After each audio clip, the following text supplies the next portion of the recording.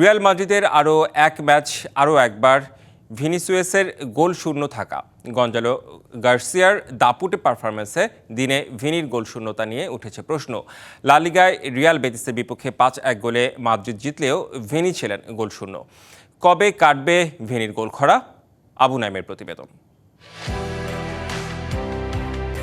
মুড়িমুড়কির মতো গোল করে দলকে জিতিয়ে মাঠ ছেড়েছেন গঞ্জালো গার্সিয়া। একাই করেছেন তিনটি গোল। মাদ্রিদ শিবিরে তাতে খুশির বন্যা বইলেও নীরবে আড়াল হয়ে যাচ্ছে আরেক নাম, ভিনিসিয়াস জুনিয়র। গোল পাচ্ছেন না, থাকছেন না লাইমলাইটে। এমনিতেই এমবাপে রিয়াল মাদ্রিদে যোগ দেওয়ার পর ভিনিসিয়াস অনেকটাই সাইড ক্যারেক্টার বনে গেছেন। ইনজুরিতে পড়ে এমবাপে যখন মাঠে নেই তখন তার রিপ্লেসের কাছেও ভিনি হেরেছেন। যেখানে গার্সিয়া একাই করেছেন 3 গোল, সেখানে নীরব দর্শক হয়ে মাঠ ছেড়েছেন ভিনিসিয়াস জুনিয়র।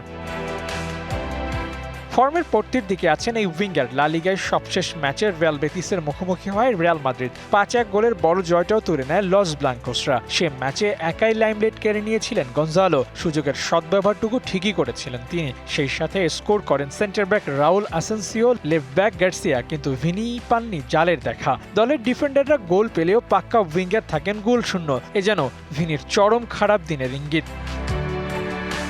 নতুন এবং ফিরে আসা গ্রাহকদের জন্য নগদে চলছে ক্যাশব্যাক সহ প্রতিদিন হাজারো উপহার জেতার সুযোগ। হবে আশা আর ফেরা, সারপ্রাইজ সেরা।